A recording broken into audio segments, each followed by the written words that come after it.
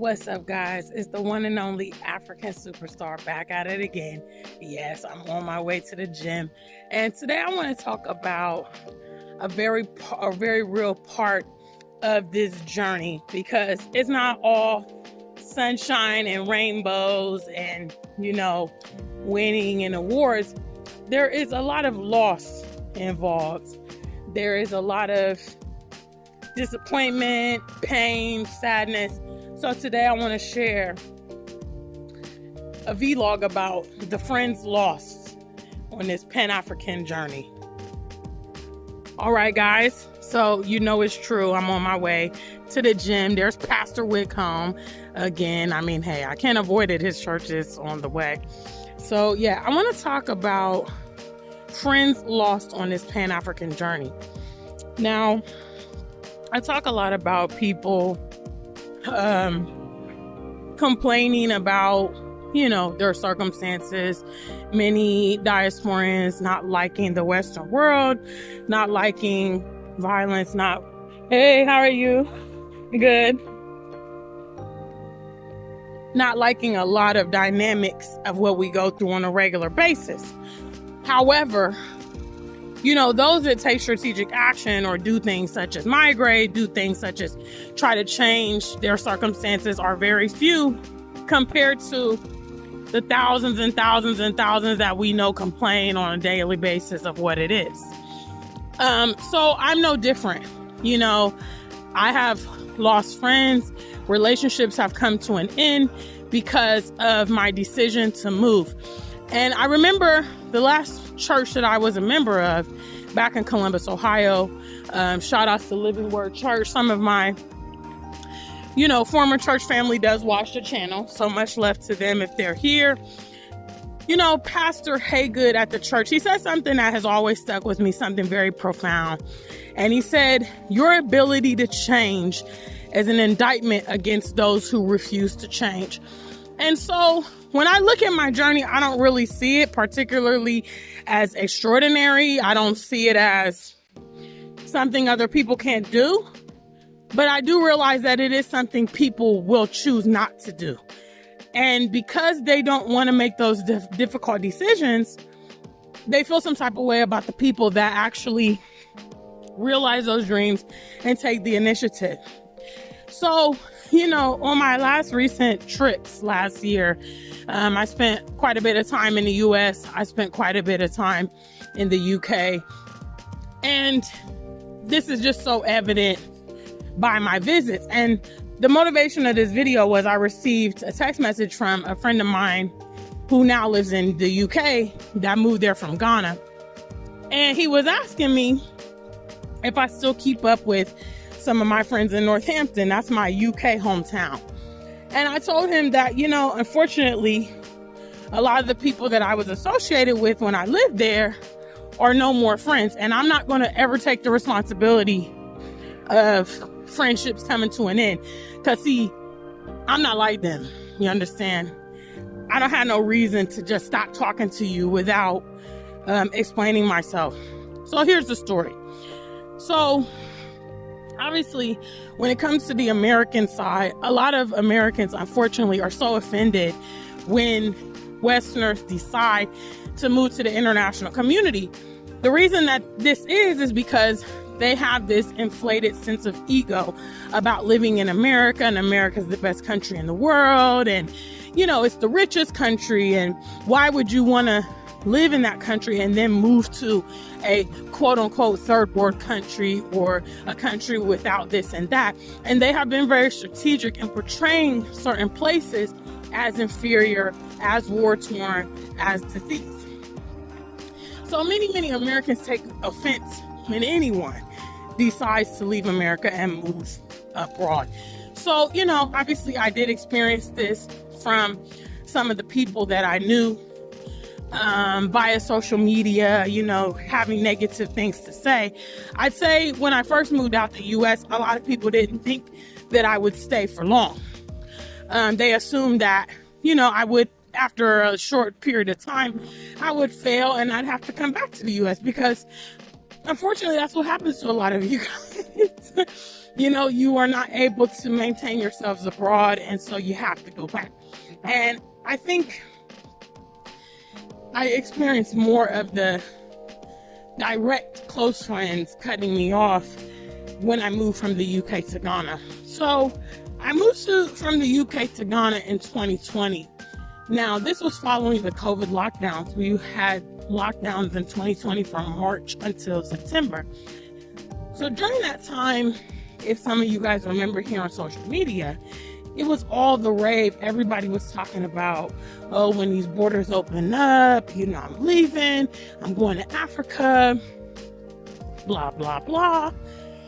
And, I was in that bunch, but I was for real.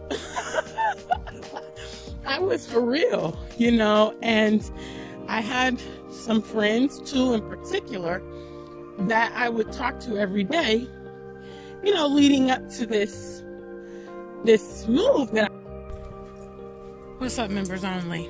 How are you guys doing today? I hope you're doing okay. I'm kind of really just perturbed with the state of Black people in the West and why we just keep living like this. And I'm perturbed with how they continue to victimize us, In my case, it's just always like an attack on my livelihood. Why? Because I'm aware. Why? Because I'm a thinker. Why? Because I don't conform. I just don't understand why other Black people don't understand that we are not going to be able to thrive in these environments. It's sad and it's frustrating. I think sometimes the opposition is just so very frustrating. And I really look forward to getting back to the continent. That's what kind of consumes me. That's what I am working on every day. And, I thank you guys for supporting me. Obviously, I know those that are members only, they have an elevated love and appreciation for me. And I was planning, and supposedly they were also planning their moves and so on and so forth. But when the borders open, I japa, as we call it. Japa is, I think it's a Yoruba word for run. So those of you guys that don't know what japa means. So when the borders open, I remember Sister Ya, Margaret Tawo, Lady Visionary, all of us, we bounced as soon as the borders opened up in 2020. And these girls that I used to talk to every day for 6 months started acting really, really, really funny. Suddenly I would text, I would maybe get a response, maybe not get a response. I remember there was a particular incident where one of these friends of mine, had allowed me space in her storage unit because I had a couple remaining things after I had shipped a bunch of stuff to Ghana. And within a month of me moving to Ghana, she called me and told me she no longer had space and I need to make provisions for my things, which I might add is was very, very stressful. So if you're watching this video, let me let you know. But obviously I know that that it was very, very stressful to put that on me after an international move when, you and I both know it was very unlikely that within a month's time, my small amount of stuff in your storage unit was going to cause you hardship. Nonetheless, it's your prerogative, but still. So I had to scramble, try to make provisions to get my things. Even she made that a little difficult. I kept suggesting, well, can I do this? Can I do that? Well, I'm not going to be able to do that. I don't have that. That was one. The other one just stopped talking to me altogether. And I remember the guy I was dating at the time told me, they probably feel some type of way because you're in Ghana and you're having a lot of fun. At that time, I was very active on social media. Members only, can you see my tan? I done got tan on you. Me and Taye were here once again, about to enjoy our tilapia and banku. She's gonna have yam. The kicking it is all day. It's all day, yeah. It's all day. It's what Sunday. we do. We're in the pool for 5 hours. Yeah, cool. This tilapia is the best. The best, the best. Y'all can't get it until you get to Ghana. So get to Ghana. Get to Ghana. Members only. Good morning. How are you doing today? I'm doing good. I'm ready to party hard. I hand washed my clothes this morning, and I put them on the line. And now I'm going to the pool. You know, it's been a really long week of party and BS. And so I need to chill. You know, I was supposed to go to the pool on Friday. It didn't happen. I was supposed to go out last night with Taye. It didn't happen. So it's going to happen today. It's going to happen today. I'm hoping that this weather, you know, we've been having all this rainy weather. So I'm just hoping and praying. I just need 2 hours. 2 hours in the sun would do me good. So we hope for that. We hope for that. Star. I'm here with the real star here in Ghana. Here's a superstar, yeah? We can't even chill without people coming to greet the guy. Yeah. He's a big guy, but you know, it's important. Yeah, very important. That's the kind of love you need in your home space, you know, when you come to Ghana and everybody's excited to see you because you're doing big things. So personally, from the African Superstar platform, Wadamaya, we're so proud of you. Thank you so much. We're so proud of you. Thank you so much. I appreciate each and every one of you, yeah? I don't take you guys for granted, you know it, yeah? Even one of mine is at $1 million right now, but don't worry, man. We don't know what, like, next year he Wadamaya. can take, it is still the same Wadamaya. It's the same Wadamaya. It's the same Wadamaya. Yeah. So, I'm not going to make no promises, guys. We're going to try to meet up for our... A YouTube video, I promise. Our YouTube video. And I want you to share your 1 year experience with me. Yes. Oh, and thanks, Wadamaya, for sharing Ghana Roll Call. I saw your song, yeah? Hey. Big shout outs to Wadamaya. I'm not going to keep bombarding him with video, but I just wanted to share this with the platform. Big shout outs to Wadamaya on his 1 million. We love you. We support you. Here in Ghana, we big ups to you, making history. So much love. Until we meet again, stay black and true. Thank you. If you ain't black, just stay true. I was posting a lot, you know, my social activities, the parties, everything. And, you know, so that was 2. All right. The next one really came as a shock. The next one happens, I'd say, kind of recently. I had a close friend, another friend, used to attend church with her in the UK. Used to see her every single week. Well, she got married. I actually went to her wedding here in Ghana. And then I was completely unaware that she got pregnant, gave birth, and also had the naming ceremony, all without even uttering a word to me. By the time I heard anything, good morning, it was a whole year later. And I was like, wow. You know what I'm saying? And it's just so crazy because it's like, I wouldn't come to Ghana without getting in touch with a friend of mine who lives here. Like, it's just so crazy and bizarre. And last but not least, also happened on my last visit. I was having like a lot of issues. I think I've mentioned it briefly on the channel. I just had a lot of stress on my last trip to the UK. It was problem after problem after problem. You guys usually don't get this far, but this is a long vlog. This is my gym. Yes, this palatial.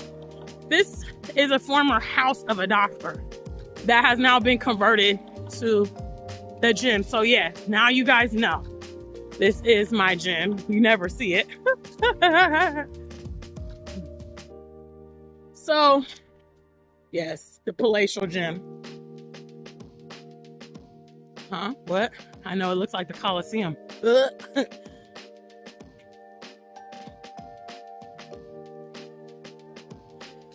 Yeah, so on my last visit to the UK, I was having a lot of problems I reached out to a friend of mine who I used to date when I was in the UK, because basically the temporary agency I was working for messed up my check.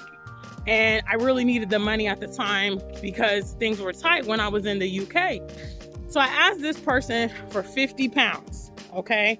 Which, I mean, those of you guys in the UK know, 50 pounds, you can spend that in a blink of an eye. It's not big money at all. And it was only because they had shorted my check 100 pounds. You know what I mean? This person proceeds to tell me how they don't like my lifestyle. I need to come back from Ghana. Who doesn't have 50 pounds? This, that. I was like, wow. Somebody I knew for 5 years. And I was just like, wow. And you took this opportunity. A person I never asked for a penny, okay? You took this opportunity to give me a tongue lashing. And after that, I said, you know what? I don't even want your money. I'm good. I'm going to work it out. And fortunately, I was able to work it out. So I tell you guys this long ass story to let you know that the journey to the continent is full of ups and downs. I really encourage you to know why you want to be here, why you want to move here, and that you're not deterred, and that it's very likely and very common that people around you may start to act up and start acting funny and do hurtful things. And the reason they're doing that 9 times out of 10 is because they're jealous. They're jealous that you are having a new life on the continent. They're jealous that it's working out for you. They're jealous that they feel left behind. They're jealous because they don't have courage to do what you're doing, because they could do what you're doing. You know what I mean? They could do what you're doing. I'm not doing anything that's impossible. And the irony is that a lot of these people that I've spoken about, and obviously they're going to know who they are because I've given specifics about the situations. Hello. They have more resources than me. They have more money than me. Some of them have property. So the fact that they don't, do this, if this is what they're interested in, is not an indictment on me. No, it's an indictment on them. Their decision, okay? Their inability to realize their own dreams. That's not my problem. But the world that we live in has created such a incapable and unaccountable generation. They rather get mad at you than evaluate themselves, because you're making the difficult decisions and you're taking action. So I don't know, guys. I know this was a long vlog. Hello. Yes, but it was a long topic. Let me know what you think in the comments. Big shout out to African Superstar family. Please make sure you check out my latest single. And if you want to meet me in person, don't miss my next tour. October 19th through the 26th here in Accra. Book your spot today. Until I meet again, stay black and true. If you ain't black, just stay true.